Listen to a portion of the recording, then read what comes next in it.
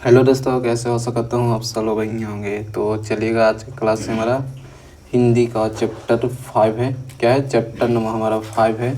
रोज़ कहानी के पढ़ने वाले हैं, जो हमारा लेखक का नाम है अंग्रेज जी के बारे में पढ़ने वाले। चलिए, अंग्रेज जी के बारे में जितने भी इस चैप्टर का ऑब्जेक्टिव है और सारा ऑब्जेक्टिव को करने वाले हैं क्लियर। पहला नंबर क्वेश्चन सभी को लगाने के प्रयास करना है।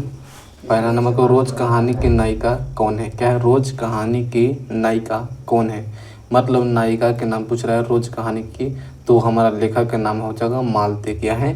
इसका आंसर होना चाहिए ए नंबर, मालती है रोज़ कहानी के नायिका के नाम से भी जाना जाता है। अगला क्वेश्चन है सेकंड नंबर के, गैगरीन क्या है? सभी बच्चे गैगरीन के बारे में बताना है। तो गैगरीन क्या होता है? तो याद करना है, सभी एकदम कान खोल के याद करना है कि गैगरी एक प्रकार की बीमारी होते हैं।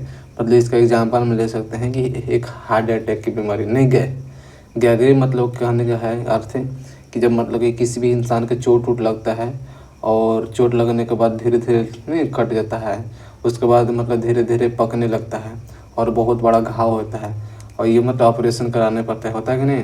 तो यह प्रकार के रोग होता है, यानी कि बीमारी होता है। तो क्या लगाना है?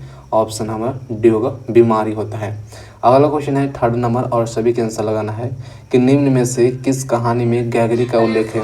क्या है? गैगरी का उल्लेख बताया गया है। तो याद रखना, गैगरी हमारा है ना, ये रोज़ कहानी में बताया गया है। क्या समझ में आ गया है? गैगरी को बताया गया है, गैगरी एक प्रकार की बीमारी है और यह बीमारी चैप्टर हमारा है रोज़ कहानी के बारे में पढ़ रहे हैं, मतलब कि रोज़ में बताया गया है। ठीक है, समझ में आ गया। और अगला क्वेश्चन है चौथा नंबर। चौथा नंबर क्वेश्चन के सभी के आंसर है लगानी है कि मालती से, चलिए बताइए, बचपन से खेलने के लिए सचिदानंद हीरानंद बादशाह अगेन ने कौन सा नाटक लिखा था?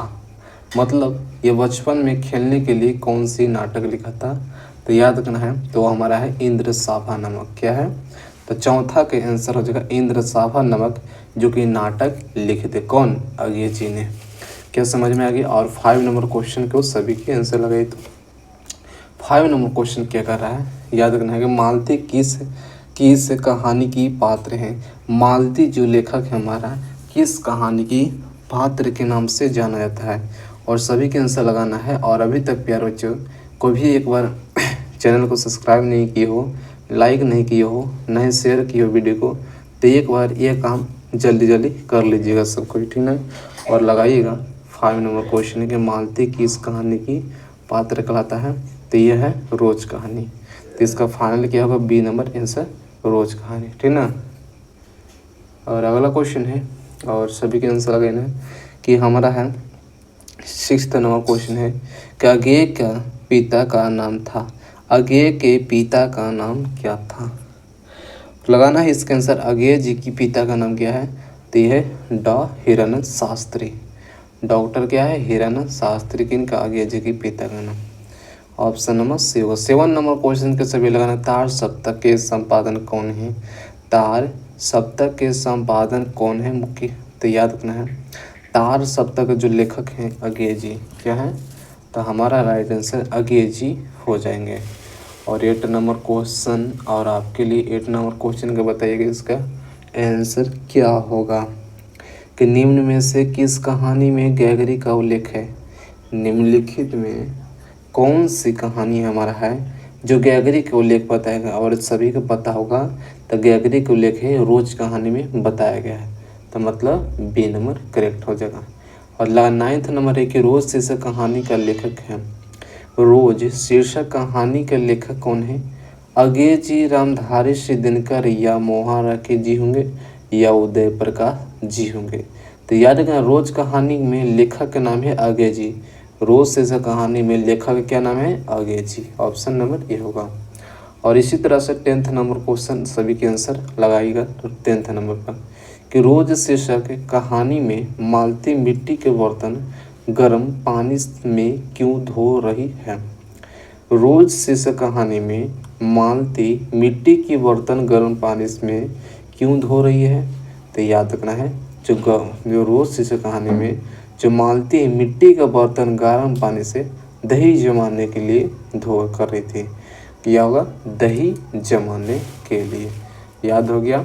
चलेगा, याद हो गया। 11th नंबर ऑब्जेक्टिव पर आइएगा किसी रचनात्मक व्यक्ति क्या है, किसी रचनाकार की पंक्तियां हैं। नारी स्वपन है, नारी सुगंध है, नारी पुरुष की वाह पर झूलती हुई चूहे की माला है। तो मतलब ये बात बताया गया है अंग्रेजी चैप्टर के बारे में। नहीं, अंग्रेजी के बारे में पढ़ना था, अंग्रेजी में न होगा सभी क्वेश्चन के आंसर। 12th नंबर क्वेश्चन, और 12th वाले बच्चे को पढ़ा रहे हैं 12th का क्वेश्चन के आंसर लगाएगा। अगेन ने 3 संपादकों को काव्य संकलन का क्या किया। जो अगेन ने 3 संपादक लिखे थे, ठीक है, तो वो क्या किए थे, तो याद रखना है, वो है संपादन कर दिए थे, मतलब प्रतिस्थापित कर दिए थे एक दूसरे जगह। ठीक है, चलेगा। ऑटो तो टर्न ऑफ स्क्रीन, बैटरी नहीं है ना।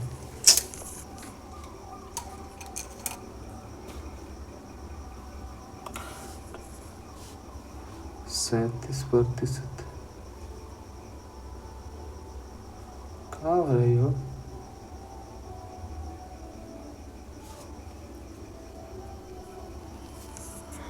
ये हो रहा का स्क्रीन पर। चलिए देखिएगा, और हमारा है 13 नंबर क्वेश्चन के मालती के पति क्या है। तो मालती के पति हैं एक प्रकार के डॉक्टर हैं, सभी की याद रखना है, ऑप्शन नंबर ए होगा। ठीक ना। और चलिए मिलते हैं अगले वीडियो के साथ, और इस चैप्टर का इतने ही ऑब्जेक्टिव काफ़ी है। मिलते हैं नेक्स्ट वीडियो के साथ। Thank you. क्योंकि थोड़ा सा मतलब कि हाल स्क्रीन पे है ना, मतलब कि एक बैटरी जैसा दिखा रहा कि लो है बैटरी, पता नहीं क्या चीज़, मोबाइल के तरह से बैटरी है, लेकिन देखते हैं माइक के क्या ख़राब हो गया बैटरी, वही को देखना है। ठीक ना। तो चलिए एक बार लाइक और सब्सक्राइब जरूर कर दीजिएगा।